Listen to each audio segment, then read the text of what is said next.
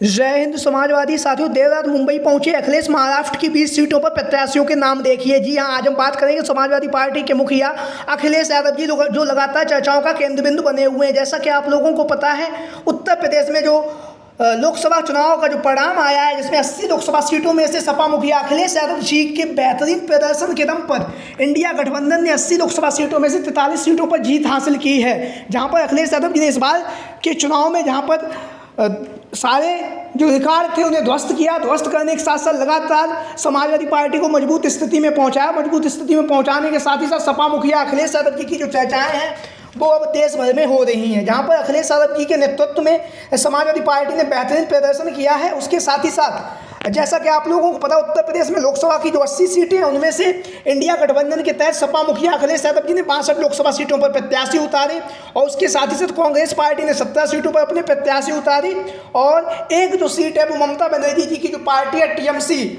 उसके खाते में दी गई। हालांकि सपा मुखिया अखिलेश यादव जी ने बेहतरीन एवरेज के साथ, बेहतरीन औसत के साथ सपा मुखिया अखिलेश यादव जी ने 62 लोकसभा सीटों में से 37 प्रत्याशी समाजवादी पार्टी के जीत कर लोकसभा में पहुंच चुके हैं। वहीं पर कांग्रेस पार्टी जो अपना उत्तर प्रदेश में जनाधार खो चुकी थी, उसने बेहतरीन प्रदर्शन किया। 17 में से 6 लोकसभा सीटें जीतकर कांग्रेस पार्टी ने उत्तर प्रदेश में जो सूखा पड़ा हुआ था उसका एक सीट पर जो थी 2019 के चुनाव में, वो अब 6 सीटों पर पहुंच चुकी है।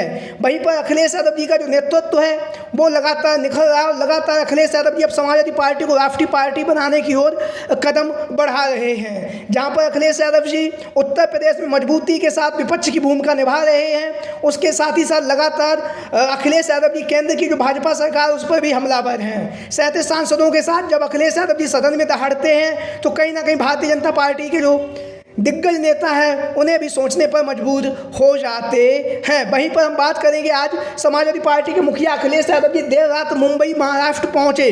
जैसा कि आप लोगों को पता है, महाराष्ट्र में अब विधानसभा का चुनाव होने जा रहा है और उसके साथ ही साथ सपा मुखिया अखिलेश यादव जी के द्वारा समाजवादी पार्टी को राष्ट्रीय पार्टी बनाने की तरफ कदम बढ़ाया जा रहा है। महाराष्ट्र की जो विधानसभा सीटें हैं उनमें सपा मुखिया अखिलेश यादव जी इंडिया गठबंधन के तहत यहाँ से कुछ सीटें अखिलेश यादव जी ने कांग्रेस पार्टी से मांगी हैं। वहीं पर जब मुंबई अखिलेश यादव जी पहुंचे तो महाराष्ट्र के जो समाजवादी पार्टी के जो प्रदेश अध्यक्ष हैं अबू आजमी साहब जी ने अखिलेश यादव जी का बहुत ही जोरदार तरीके से, धुआंधार तरीके से उनका स्वागत किया। जैसा कि आप लोग इन तस्वीरों के माध्यम से देख भी रहे हैं, फूलों मालाओं के साथ सपा मुखिया अखिलेश यादव जी का स्वागत हुआ। स्वागत होने के साथ ही साथ अखिलेश यादव जी लगातार जो महाराष्ट्र में विधानसभा उपचुनाव महाराष्ट्र में जो विधानसभा का चुनाव होने जा रहा है उसको लेकर लगातार जो रणनीति है उसे बना रहे हैं। इसके साथ ही साथ अखिलेश यादव जी के द्वारा जो कांग्रेस पार्टी है उससे इंडिया गठबंधन के जो अन्य सहयोगी दल है उनसे 20 सीटों को, जो खबरें सामने आ रही, 20 सीटों की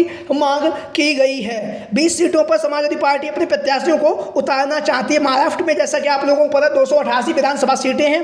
इन 288 विधानसभा सीटों में अखिलेश यादव जी इंडिया गठबंधन के तहत 20 विधानसभा सीटों पर अपने प्रत्याशियों को उतारने की मांग की है। तो उसको ध्यान में रखते हुए अखिलेश यादव जी लगातार महाराष्ट्र के जो प्रदेश अध्यक्ष हैं उन्होंने भी एक इंटरव्यू में कहा था कि हम 10 से 12-15 सीटें यहाँ से अपने प्रत्याशियों को उतारना चाहेंगे, क्योंकि समाजवादी पार्टी ने महाराष्ट्र में जो पहले जो विधानसभा के चुनाव हुए हैं वहाँ पर कहीं ना कहीं समाजवादी पार्टी ने बेहतरीन प्रदर्शन करके दिखाया है।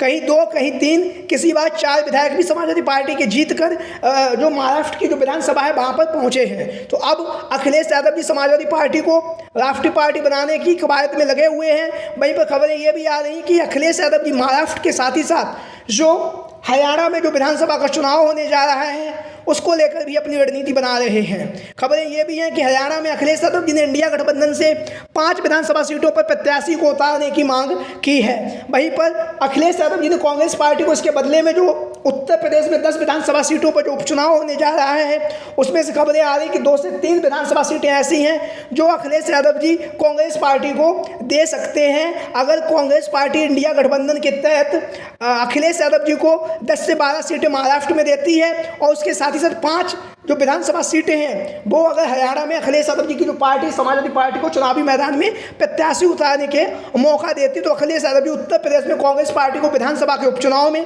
2 से 3-4 जो विधानसभा सीटें हैं उन पर उनको दे सकते हैं। लगातार चर्चाओं का बाजार गर्म है और लगातार अखिलेश यादव जी भी अपनी रणनीति बना रहे हैं और रणनीति बनाने के साथ ही साथ जहाँ पर जनता जनार्दन है वो भी लगातार अखिलेश यादव जी से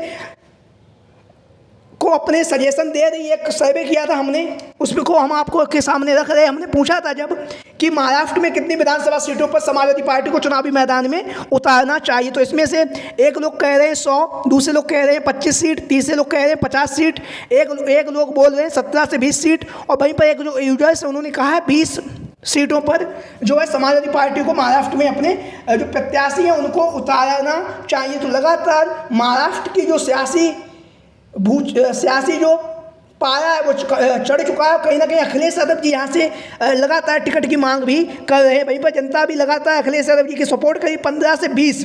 वहीं पर सबसे ज़्यादा जो है लगभग 10 से लेकर 20 जो विधानसभा सीटें हैं वहाँ पर लगातार जनता मांग भी कर रही है। जनता कह भी रही कि समाजवादी पार्टी के मुखिया अखिलेश यादव जी को महाराष्ट्र में 10 से 20 सीटों पर अपने प्रत्याशियों को चुनावी मैदान में उतारना चाहिए। इंडिया गठबंधन को समाजवादी पार्टी को 20 सीटें कम से कम महाराष्ट्र में देनी चाहिए। तो लगातार जहां पर महाराष्ट्र का जो राजनीतिक गणित है उसमें कुछ विधानसभा सीटें ऐसी हैं जहां पर समाजवादी पार्टी ने बेहतरीन प्रदर्शन किया। कहीं पर तो समाजवादी पार्टी को 40, 50, 55 हज़ार भी वोट मिले हैं और समाजवादी पार्टी के जो प्रत्याशी हैं वो जीते भी हैं। कहीं पर समाजवादी पार्टी दूसरे नंबर पर भी रही है विधानसभा के चुनाव में। जब पिछली बार जब 2019 में विधानसभा का चुनाव हुआ था तब समाजवादी पार्टी के कम से कम 15 से 20 ऐसी सीटें हैं जिनमें से समाजवादी पार्टी के 2 से 3 विधायक जीते भी हैं। उसके साथ ही साथ कुछ सीटें ऐसी हैं जहां पर समाजवादी पार्टी के जो प्रत्याशी थे वो दूसरे नंबर पर भी रहे, यानी कि उन्होंने अच्छा फाइट भी की है वहाँ पर।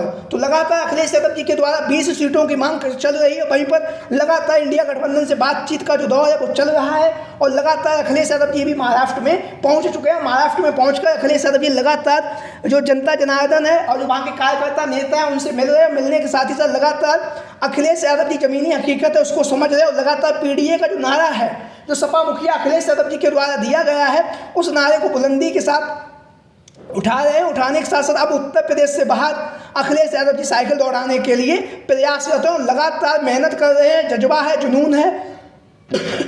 और समाजवादी पार्टी ने जो उत्तर प्रदेश में करके दिखाया है ना उसने कहीं ना कहीं इंडिया गठबंधन को मजबूती प्रदान की है। उसके साथ ही साथ भारतीय जनता पार्टी के लिए खतरे की घंटी भी बजा दी है, क्योंकि बढ़ता हुआ जनाधार अखिलेश यादव जी का कहीं ना कहीं उत्तर प्रदेश ही नहीं बल्कि अब देश की तरफ अखिलेश यादव अग्रसर हो चुके हैं। लगातार समाजवादी पार्टी को राष्ट्रीय पार्टी बनाने के लिए लगातार प्रयासरत हैं और लगातार बेहतरीन प्रदर्शन के साथ लगातार जो लोकप्रियता है वो भी अखिलेश यादव जी की अब बढ़ती जा रही है। तो आप लोगों की क्या राय है? इन 288 विधानसभा सीटें जो महाराष्ट्र में है उनमें से कितनी सीटों पर समाजवादी पार्टी के जो मुखिया हैं अखिलेश यादव जी को अपने प्रत्याशियों को चुनावी मैदान में उतारना चाहिए? आप लोगों की जो भी राय हो सभी साथी कमेंट बॉक्स के माध्यम से अपनी राय जरूर दें। इसके साथ ही साथ जो भी साथी चैनल पर आज पहली बार आए हैं वो चैनल को सब्सक्राइब करें, वीडियो को लाइक करें। वीडियो को अंत तक देखने के लिए आपका धन्यवाद। जय हिंद, जय भारत।